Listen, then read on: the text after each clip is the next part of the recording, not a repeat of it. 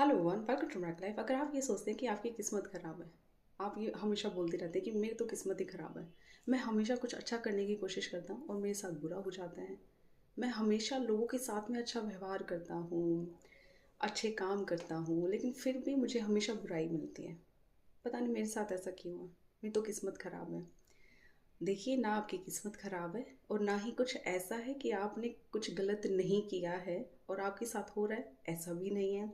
आपने देखिए कि आपको ना ये समझने की ज़रूरत पड़ेगी कि लॉ ऑफ अट्रैक्शन आपको पता है और लॉ ऑफ अट्रैक्शन काम कैसे करता है, आपके अंदर ये भी समझ होगी। अगर आप इस वीडियो पर आए तो आपको मैं समझती हूँ कि आपको ये समझ होगी कि लॉ ऑफ अट्रैक्शन कैसे काम करता है और लॉ ऑफ कर्मा कैसे काम करता है, ये भी आपको पता होगा। लॉ ऑफ अट्रैक्शन, आप जैसे विचार रखते हैं, आप जैसे भावनाएं रखते हैं, आप जैसे लोगों के साथ में व्यवहार करते हैं, आप वो ही अपनी ओर आकर्षित करते हैं। लॉ ऑफ कर्मा भी ये कहता है कि जो आप कर्म कर रहे हो, आपको उसका फल मिलेगा और 100% मिलेगा। इसमें कोई इधर उधर नहीं हो सकता है। अगर आप ये सोचते हैं कि नहीं, मैंने नहीं किया है गलत, मेरे साथ क्यों हो रहा है ये बुरा, देखिए, हमने ना बहुत सारे शरीर बदल लिए हैं, हमने जन्म लिए हैं, और अगर आप ये मानते हैं कि नहीं, मैं इस चीज़ पर बिलीव नहीं करता हूँ कि मैंने और भी जन्म लिए हैं, या फिर मतलब आप इसमें बिलीव ही नहीं करते हो, तो आपको ना ये चीज़ समझनी पड़ेगी। गलत कर्मों की माफ़ी नहीं मांगते हो तो आपको वो चीज़ें भी भुगतनी पड़ती है जो आपने की ही नहीं, आपको वो कर्म भी भुगतने पड़ते हैं जो कर्म आपने किए ही नहीं। हाँ जी, अगर आप क्षमा नहीं मांगते हो तो आपने जो कर्म नहीं किए वो भी आपके सामने आएंगे। ये बिल्कुल सत्य बात है, ये बिल्कुल सही बात है। और अगर देखिए, इस चीज़ से आपको छुटकारा पाना ना कि आपके साथ में कुछ गलत ना हो, आप बहुत अच्छा व्यवहार करते हैं, उसके बाद की बात कर रही हूँ मैं। अगर आप व्यवहार बुरा करते हैं लोगों के साथ में, आपकी भावनाएं बुरी हैं, तो वो तो आपको रिटर्न में मिलेगी, आपके साथ बुरा होगा, ये तय है। लेकिन अगर आप ये सोचते हैं कि मैं किसी के साथ बुरा नहीं करता हूँ, मैं अच्छी ही चीज़ें लोगों से बोलता हूँ, अच्छे ही जो भावनाएं होती हैं वो रखता हूँ, और अगर फिर भी कुछ बुरा होता है तो इसके पीछे का रीज़न यही है कि आपने अभी तक अपने बुरे कर्मों की क्षमा नहीं मांगी है, इसलिए बुरा हो रहा है आपके साथ में। तो आप सिफारिश कीजिए उस परमात्मा के आगे, प्रार्थना कीजिए। सिफारिश में इसलिए बोल रही हूँ क्योंकि ना सिफारिश बड़ी करते हैं लोग। कहीं जॉब पानी है तो वहाँ पर सिफारिश करते हैं, किसी कॉलेज में एडमिशन लेना है तो वहाँ पर सिफारिश करते हैं, कोई एग्ज़ाम को क्लियर करना है तो वहाँ पर सिफारिश करते हैं। लेकिन अगर ये सिफारिश आप भगवान से के साथ में करते हैं कि हे परमात्मा, हे परम पिता परमात्मा, मैंने जाने अनजाने में कुछ भी गलत किया है जिसकी वजह से आज मेरे साथ में बुरा हो रहा है, उन सारे कर्मों की मैं आपसे माफ़ी मांगता हूँ, मैं आपसे माफ़ी मांगता हूँ, मुझे माफ़ कीजिए। और मेरा विश्वास है कि आप मुझे माफ़ कर रहे हैं। आपने ये प्रार्थना कर ली, आपने ये सिफारिश लगा दी। अब जब आप कहीं इस भौतिक जगत में आप सिफारिश लगाते हैं तो आपको पैसों के रूप में कुछ देना पड़ता है, देना पड़ता है। आप अब भगवान आपको बोलता है कि बेटा तू क्या देगा, आप क्या दे सकते हैं, आपके पास कुछ है ही नहीं, आप क्या दे सकते हैं भगवान को। लेकिन आप अच्छे कर्मों को कर कर उस भगवान को खुश रख सकते हैं। आप अपने व्यवहार को अच्छा करके, जो एक होता है ना कि धर्म युक्त व्यवहार, वो करना है आपने। अगर कुछ भी देखो हमारे साथ में कुछ भी बुरी चीज़ें हो रही है ना, तो यानी कि वो हमने इसीलिए अट्रैक्ट की है कि हम ना उसमें कहीं ना कहीं प्रेम की कमी थी, प्यार की कमी थी। आप ये देखिए, अगर आप अपने कर्म अच्छे कर रहे हैं, कर्म में सारी चीज़ें आ जाती हैं, आपका बोलना, आपका देखना, आपका सुनना, आपके लोगों के साथ में व्यवहार करना, वो सारी चीज़ें आपका कर्म ही बना रही हैं। आप अपने कर्मों का सुधार कर लें तो हो नहीं सकता कि आपके साथ कुछ गलत हो जाए।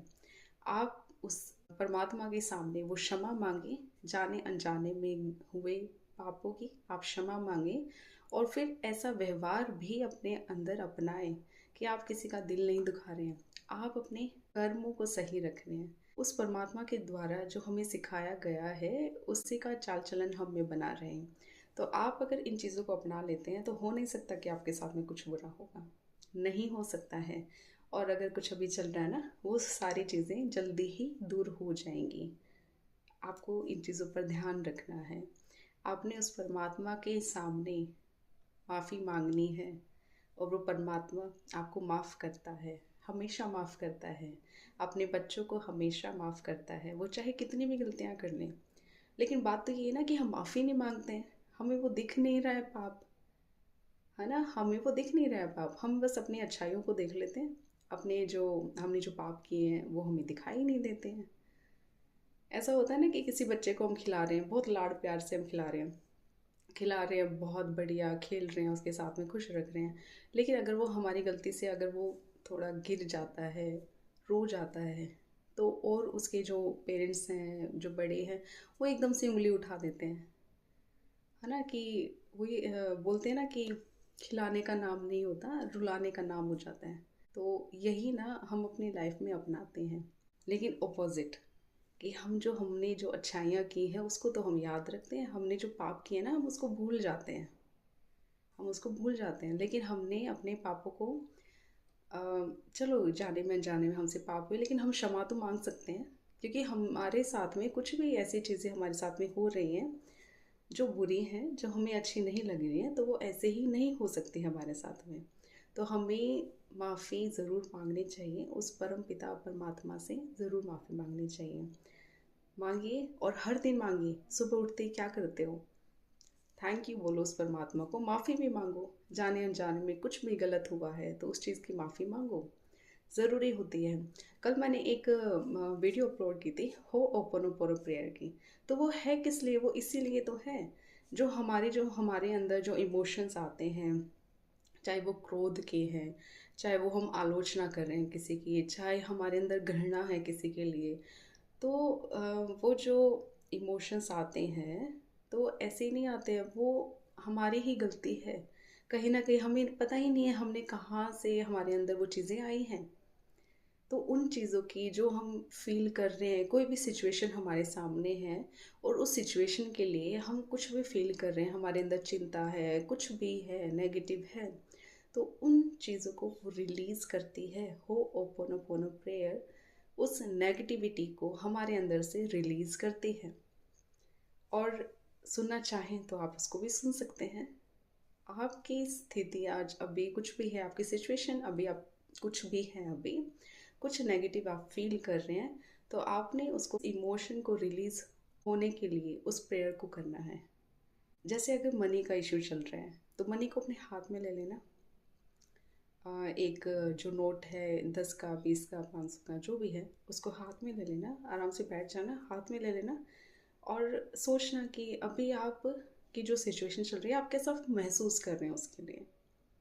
और अब आप उस नेगेटिव इमोशन की माफ़ी मांगेंगे उस परमात्मा के सामने। और ये जो 4 वर्ड्स हैं, I am sorry, please forgive me, thank you, I love you, बहुत ही ज़्यादा पावरफुल वर्ड्स हैं, बहुत ही ज़्यादा पावरफुल वर्ड्स हैं। आप इसको ट्राई ज़रूर करके देखें, आपकी नेगेटिविटी 100% आप रिलीज़ कर लेंगे, 100% रिलीज़ हो जाएगी। ज़रूर ट्राई करें, उस परमात्मा के सामने माफ़ी मांगें और अपनी लाइफ से ना सारी नेगेटिविटी को दूर करें, सारी नेगेटिविटी को दूर करें। आपको बहुत सुकून मिलेगा, बहुत ही ज़्यादा शांति मिलेगी। ज़रूर ट्राई कीजिएगा। थैंक यू सो मच मुझे सुनने के लिए। ब्लेसिंग्स दीजिए, ब्लेसिंग्स लीजिए, अपने लाइफ को एक मिरेकल लाइफ बनाइए। Thank you so much.